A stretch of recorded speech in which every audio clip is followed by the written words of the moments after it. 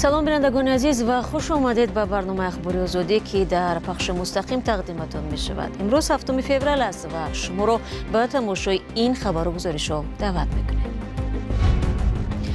جسد طاهر جان را در محبس سیبیر آویخته پیدا کردند. نزدیکان به خودکشی این زندانی شکنجه شده باور ندارند. در تاجیکستان سالی گذشته 3 میلیسا، یک مرزبان و 3 مامور آژانسی برای معاملات با مواد مخدر بازداشت شدند. کوشش میکنیم که کمبودی که در سال 2023 بودن آن را برطرف کنیم. و میخواهید به تاجیکستان بنزین بیارید، از اول 4 میلیون سومانی حق واردات را سپارید. دولت باور دارد که صفت بنزین بهبود می‌یابد. بنزین ارزان از دیگر دولت گرفته میآید. در اینجا موافق نیست. مقامات روسیه گفتند طاهر جان بوقیف، محبوسی که از شکنجه در زندان رقم 6 ایرکوتسک شکایت داشت، خودکشی کرده است. بر اساس شکایت او 3 کارمند محبس را برای شکنجه و تجاوز به ناموس او جزا داده بودند. طاهر جان بوقیف با گناه دزدی سلاح در سال 2019 به 7 سال زندان محکوم شد. نرگیز بوقیف و خواهر طاهر جان بوقیف به بخش روسی رادیو آزادی گفت ماموریت محبس روز 6 فوریه از او خواستند جسد برادرش را بگیرد. با او گفتند که طاهر جان خود را به دار آویخت. رسانه‌های محلی نوشتند که طاهر جان شهروند روسیه بود، ولی معلوم نیست که در گذشته شناسنامه تاجیکستان را داشته است یا از ازبکستان را. او در نامه آخرین خود از محبس از تمام آدمان بی‌پروا خواهش کرده بود که برای رفع پیامدهای خشونت در محبس برایش مدد کنند، چون نمی‌خواهد در زندان بمیرد. از این رو نزدیکانش به خودکشی او شبهه دارند. امروز در آذربایجان انتخاباتی پیش از مهلت پرزیدنتی جریان دارد. برای کرسی ریاست جمهوری 7 نامزد و از جمله پرزیدنت آذربایجان ایلهام علیف مبارزه می‌برند. تحلیلگران میگویند در میان نامزدها یگان رقیب حقیقی برای علیف وجود ندارد. 2 حزب اصلی مخالفان، مساوات و جبهه مردمی آذربایجان از شرکت در انتخابات دست کشیدند. همکارم خیرامان بقازاده گزارش می‌دهد. صبح 7 فوریه در آذربایجان انتخابات پرزیدنتی پیش از مهلت شروع شد. درباره برگزاری آن ماه دکبر سال گذشته پرزیدنت ایلهام علیف قرار قبول کرده بود. او از سال 2003 در این کشور غنی از نفت قفقاز جنوبی رهبر است. انتخابات‌های گذشته در این کشور برای قانون شکنی و تقلب افزون و نبود رقابت واقعی تنقید شده است. در زمان رهبری ایلهام علیف که حالا 62 ساله است، همه گونه فعالیت‌های سیاسی و حقوق انسان سرکوب شد و مخالفان پشت پنجره رفتند. بعد از پیروزی ارتش آذربایجان بر نیروهای ارمنی و تأمین نظارت پره بر منطقه جدایی طلب قره‌باغ کوهی در ماه سپتامبر سال 2023 میزان محبوبیت علیف بالا رفته است.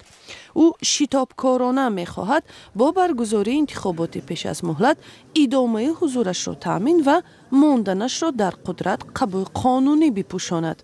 انتخابات پرزیدنتی در آذربایجان باید سال 2025 برگزار میشد. این نوبت آوازدهی در قلمرو قره‌باغ کوهی هم برپا خواهد شد. از این منطقه تیر ماه سال گذشته بیش از 100,000 ارمنی فرار کرده، بسیاری از گوشه های آن بی آدم مانده است. بسیاری از رهبران سابق قره‌باغ کوهی از جانب مقامات آذربایجان حبس شده اند. همکارم خیرامان بقازاده گزارش میداد. ضمناً فردا در پاکستان انتخابات پارلمانی برگزار می شود. اما ظاهراً این معرکه سیاسی در شرایط ناآرام صورت خواهد گرفت، زیرا از حال در این کشور ترکش ها به مشاهده می رسند. کامر سیاتو با جزئیات بیشتر. بر اثر 2 ترکش در ولایت بلوچستان پاکستان بیش از 20 نفر کشته شدند. حادثه روز 7 فوریه، یک روز پیش از انتخابات پارلمانی پاکستان در دفتر نامزدها روی داد. مقامات گفتند که 10 نفر دیگر مجروح شدند. ترکش اول در ناحیه پشین در نزدیکی‌های سرحد پاکستان با افغانستان رخ داد. در نتیجه آن دست کم 12 نفر جان باخته و 30 تن دیگر زخمی شدند. خادم امنیتی ولایت بلوچستان بر رادیوی مشعل بخش پاکستانی رادیوی آزادی گفت که ترکش در نزدیکی‌های دفتر نامزد به انتخابات و سابق وزیر ولایتی اسفندیار خان کاکر رخ داد. خود نامزد در حمله آسیب ندیده است. ترکش دوم در نزدیکی دفتر کاری مولانا عبدالواسع رخ داد. او نامزد از حزب دینی جمعیت علمای اسلام است که اعضایش در گذشته هم مورد هدف قرار گرفتند. در این حادثه بیش از 10 نفر کشته شدند. هنوز هیچ گروه مسئولیت حمله را بر دوش نگرفته است. در این منطقه در چند ماه اخیر چند گروه از جمله ارتش آزادیخواه بلوچستان، گروه اسلامی تحریک طالبان پاکستان و گروه تروریستی دولت اسلامی حمله ها انجام دادند. روز 5 فوریه امسال هم در سرحد پاکستان با افغانستان در ولایت خیبر پختونخوا 10 افسر پلیس کشته شد. ماه ینور در بلوچستان 4 افسر پلیس و 2 غیر نظامی از دست حمله‌وران ارتش آزادیخواه بلوچستان به قتل رسیدند. شما برنامه اخباری رادیو آزادی را تماشا دارید. در یک سال گذشته چند تن از کارمندان نهادهای قدرتی تاجیکستان را با اتهام قاچاق مواد مخدر دستگیر کردند. از طرف دیگر مسئولان آژانسی ضد مواد مخدر ضمن نشست خبری در روز 6 فوریه اقرار شدند که 3 زیرتابع آنها در ولایت ختلان با اتهام فساد از طرف ماموران کمیته دولتی امنیت ملی به دست افتادند. تفصیلات در گزارش همکارم امیر سایف.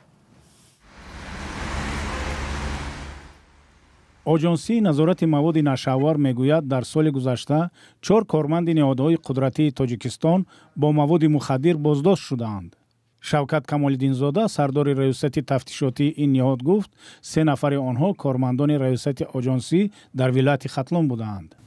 از 4 نفر 3 نفرش کارمندانی وزارت کارهای داخلی میباشند، 2 نفرش کارمندانی در ولایت ختلان قرار داشته، 1 نفرش در ولایت مختار کوهستان بدخشان، 1 نفر کارمند مقامات این کارمند قشون‌های سرحدی کمیته دولتی امنیت ملی میباشد.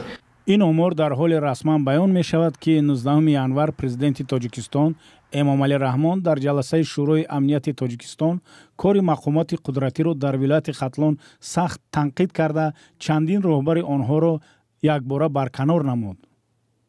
مدیر آژانسی نظارت مواد نشوار صمد ظفر این تنقیدها را درست شمارید. در حقیقت کمبودی است. در یک جایی با تمام کارمندا کوشش میکنیم که کمبودی که در سال 2023 بودن آن برطرف کنیم. اما صمد ظفر در مورد کمبودی های سال 2023 تفصیلات بیشتر نداد.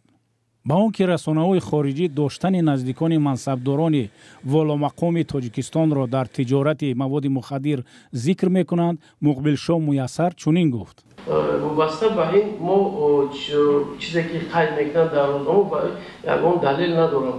ما تنها مثلا طبق قانون جمهوری تاجیکستان شخص عیبدار دانسته میشود بعد از حکم سود و این خیلی مسئله را ما یگان چی گفتن نداریم، که بهادی و گفتن و دیگر هم نداریم.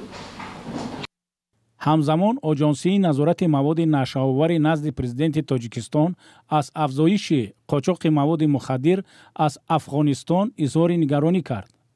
نهاد مذکور در پایان سالهای 90 در دایره همکاری تاجیکستان با سازمانهای بین المللی برای پیشگیری از ورود مواد مخدر از افغانستان زیر حکومت طالبان تأسیس یافت که تا سال 2022 از سوی سازمان ملل متحد مبلغ گذاری می شد.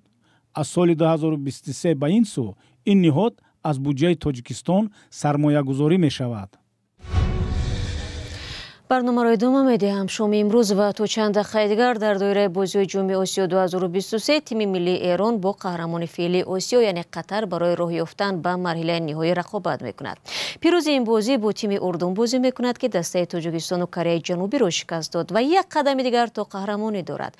با وجود بازگشت تیم ملی تاجیکستان به کشور هنوز هیاهو درباره بازی آنها ادامه دارد. همکارم طاهر سفر صحبت داشت با علیشیر امینов کارشناس فیفا درباره فوتبال بازان تاجیک و آینده فوتبال در تاجیکستان و از او اول درباره سبب‌های بازی خوبی تیم ملی کشور پرسید. Ну, здесь совокупность факторов. Прежде всего, در اینجا چند عامل بود که به فوتبالبازان تاجیک کمک کرد که به این حد برسند. بدون شک اینجا پیش از همه سهم فدراسیون فوتبال کشور و البته حاصل کاری متخصص خارواتی بود. او توانست که تیم را نه تنها به مرحله اساسی بازی ها رساند بلکه نتیجه سزاوار به دست آورد. می توانم بگویم که مربی روحیه بازیگران را جدا بالا برده بود و بچه ها هم می توان گفت که تیمی یک دل بودند. روحیه بلند هیئت مربیان و تمام دسته در جریان مسابقات مشاهده می شد.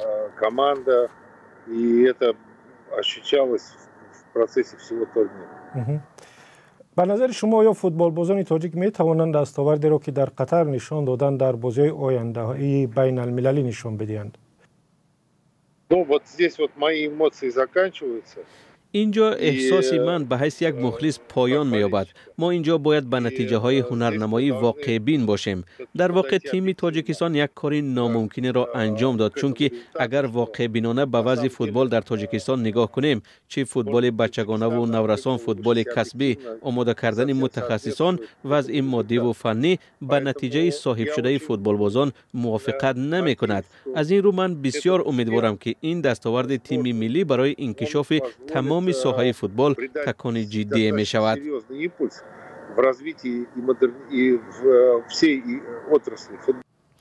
بینندگان عزیز، مصاحبه کامل با الشیر امینوف به زودی در وبسایت رادیو آزادی و همین کانال آزادی ویدیو نشر می شود. در تاجیکستان من بعد از وارد کنندگان بنزین شهادتنامه طلب کرده می شود که ارزش آن بیش از 4 میلیون سومانی بوده است. شرکت های وارد کننده وظیفه دارند هر سال همین مقدار مبلغ را به مقامات سپارند تا برای آوردن بنزین حق پیدا کنند. این تغییرات به نرخ سوزشواری و عموما بازار مواد سوخت چه پیامد داشته می تواند؟ پاسخ را در گزارشی همکارانمان الشیر ظریفی و برادی صوفی می بینیم. از 1 январ امسال شرکت‌های واردکننده بنزین برای آوردن این نوع سوزشواری باید از اداره تاجیکستاندارد شهادتنامه بگیرند. سهراب اشورزاده نماینده تاجیکستاندارد روز 5 فوریه گفت نرخ شهادتنامه 60,000 نشان دهنده برای حساب‌ها یا زیاده از 4 میلیون سومانی پیش بینی شده است.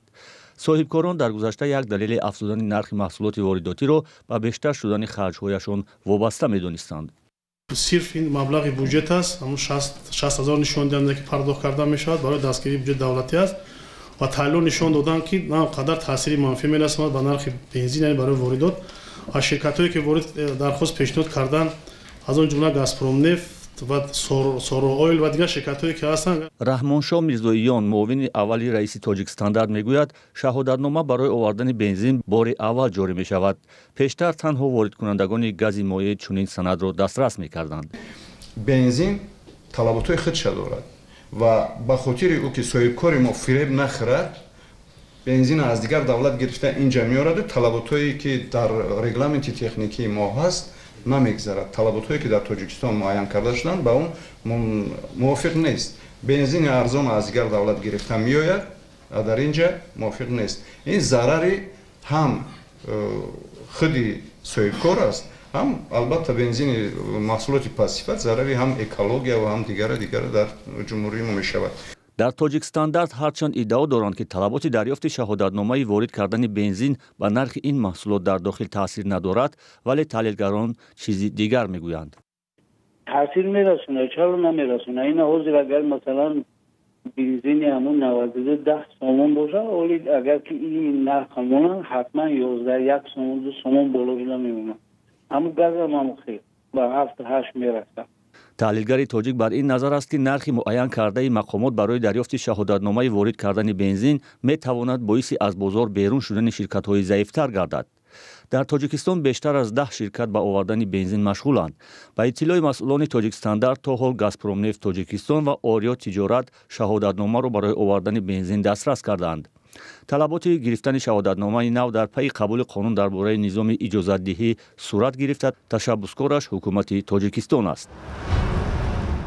دوستان عزیز، برنامه امروز اخباری آزادی را به پایان میبرم. تشکر که این 15 دقیقه با ما بودید و خبرهای بیشتر را میتوانید در وبسایتمان azadi.org دسترس نمایید. همچنین صفحه های رادیو آزادی در فیسبوک، اینستاگرام، تیک تاک و ادناکلاسنی که در خدمت شماست. اگر خبر و عکس و نواری دارید برای من فرستید تا ملاقات فردا خود را احتیاط کنید و خدا نگهدار.